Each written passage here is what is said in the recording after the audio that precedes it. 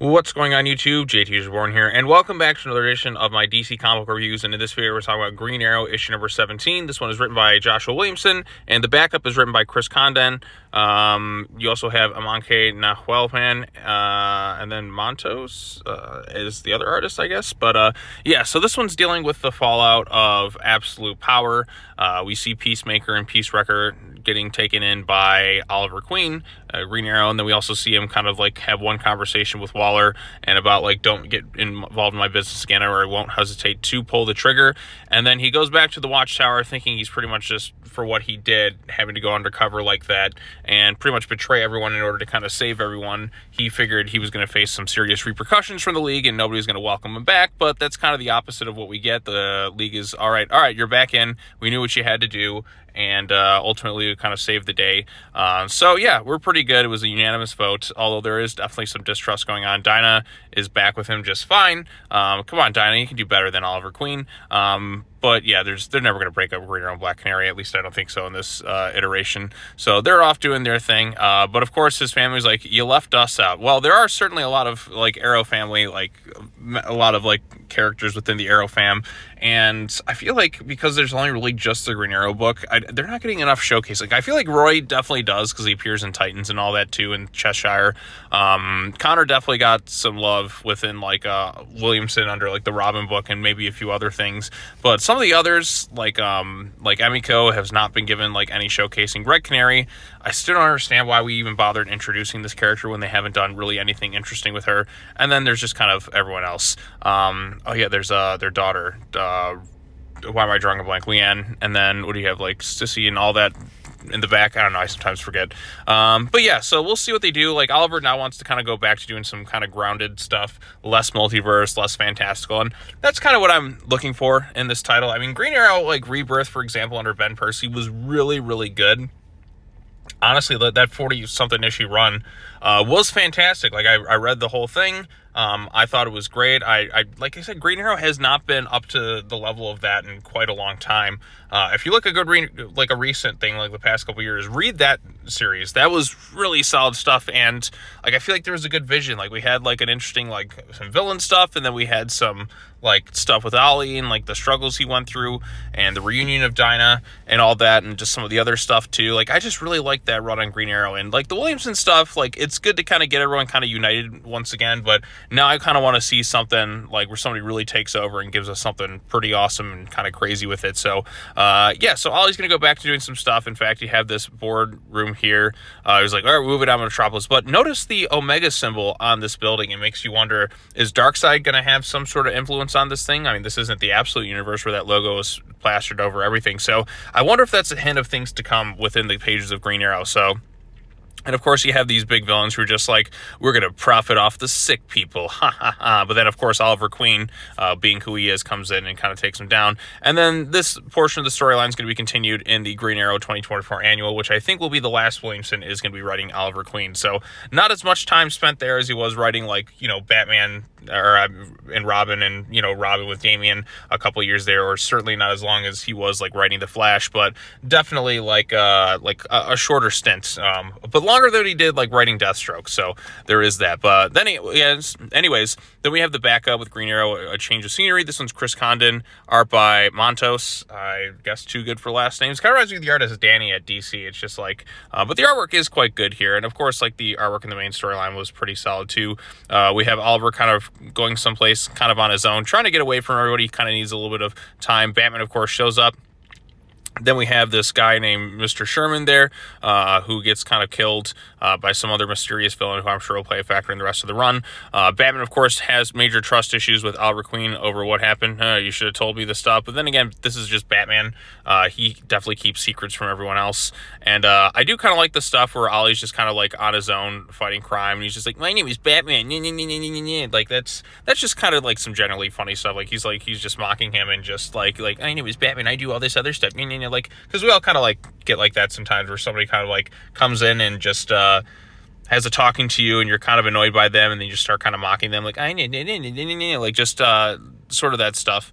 But yeah, so we got that going on. Then there's a murder involved, and it's just kind of left ambiguous as to what's happening next. And then there's some strange AEW backup comic books, which within the comic books, which I'm still not sure, like, is there going to be like an ongoing series or something like that? I don't know. It doesn't really sell me on it. But anyway, so Green Arrow 17, I did enjoy some of this thing. I'm kind of surprised there wasn't more tension like afterwards. I would have liked to see more of a fallout given what Oliver Queen had done, but everyone's just kind of quick to forgive it, so it feels like there's not really too much in terms of lasting consequences, except maybe with Batman.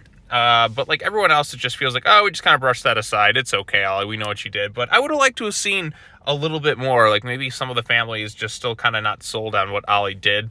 I mean, they aren't, but it feels like everyone's kind of on like the same page. Or maybe Dinah kind of goes and is like, you know what, Ollie, despite everything, I'm going to go hang out with the birds of prey and do some other fun stuff. But like I said, I would have liked a little bit more of that. But again, everything just kind of brushed aside, and now it's kind of like everyone's kind of together, tailor-made for the next writer to really kind of take over and do their own story without having to worry about putting the pieces back together. So I kind of understand that bit too. So, but like I said, I would have liked a little bit more, but I guess that's just really going to be Batman being the one to do it, and maybe a few other League members. So we'll see what they do with that. But yeah, I mean, I like some of this issue. It's not my favorite in terms of the DC books I've read this week. I still think like the other ones were a lot better.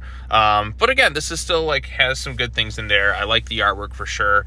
And this is kind of just a quick fallout issue of like the previous event. I liked him taking down Peacemaker and all that, and his little conversation with Waller. And I like the fact that we're going to get more grounded stuff with Oliver Queen. Even as the character said, he's like tired of the multiverse, tired of all these crazy stuff. I just want to beat up like everyday normal criminals kind of vibe. So I like that aspect. Just like Green Arrow doing Green Arrow stuff. And after what we just got, that's kind of what I want to see right now. Some kind of grounded stuff and a really cool, awesome storyline that just keeps me hooked. Like, because I haven't really had that in a Green Arrow storyline since DC Rebirth. And I know Rebirth doesn't feel like, I mean, it's weird to think that started like 7 years ago at this point, which isn't really that long. But because, like, I mean, I remember like the hype around that era, and DC's never quite been able to like match it since. Although All In has been really like making some, like this whole new all-in era with the absolute Batman and all that, like this kind of new jumping on point. So far, they're coming out swinging, because to be honest, DC definitely, like a lot of people were kind of tired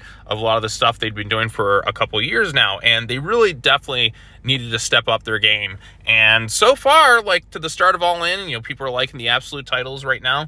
I think they kind of are a little bit. We're gonna have to kind of wait and see a few months to see if they're really able to kind of keep up that momentum. But so far, so good. I mean, some titles I'm still gonna wait and see a little bit. Like, you know, Titans was fine, but like it could have been stronger. But compared to like some of the dark ages of what was it, like 2018, 19 or whatever, we had like kind of like that was kind of like the downfall sort of era of DC for a little while, and then we had like You're the Villain, and just wasn't it was just kind of this angsty, like mean-spirited era of like DC Comics, and you wanted something a little bit more upbeat at times, but also kind of a little bit that dark and gritty that we like with some of the like Batman titles and all that. But could have been better. Like there was also that whole Future State era that nobody generally, like, there was a few people who liked it, but for the most part people were like, not really for me. So we'll see what they do with all this stuff. I'm excited to see a new creative team kind of jump on for Green Arrow. I would like to see other members of the family utilized too. Roy, I feel like he's pretty good because he's getting Titans and all that, but I want Emiko to be like in something like substantial, or, you know, kind of the others as well. How is like Leanne going to be in this thing? I mean, Connor's definitely gotten a little bit of a showcasing recently, but, you know, I want to see other members of the Arrow fam just kind of integrating the titles and kind of giving more stuff to do. Also, I think we do need this off topic, but speaking like some of the younger heroes, I think we need a Teen Titans book. Yeah, we have Titans, but I think we need like a simultaneous book for some of the younger heroes. Maybe next year DC will do it. I think the name Teen Titans has more value than just simply Titans. But we'll see what they kind of do with that stuff. So I'm hoping for good things. Give a Teen Titans book and then a Young Justice. So that way some of the other heroes who aren't getting showcased in other titles can get the chance to shine in something else. So And then you can maybe have like sometimes some crossovers and all that kind of intersect with one another. But I think that'd be a good use of like characters who aren't being utilized in one thing. Okay, let's put them in this book so they get a bit of like time to shine here. So that's what I want to see. But anyways, that's going to be it in terms of the DC comic book reviews for this week. I got a Godzilla comic book I'm looking to cover as well. And then I think I'm going to try and see Venom: The Last Dance this week if I get the chance to. And I'll be ready to go for whatever stuff like comes out next, I suppose. So Halloween's gonna be next week. It's gonna be a fun one. So look forward to all that. All right, well, that's all I have to say. As always, take care now. Bye-bye then, and I will see you all in the next video. Peace out.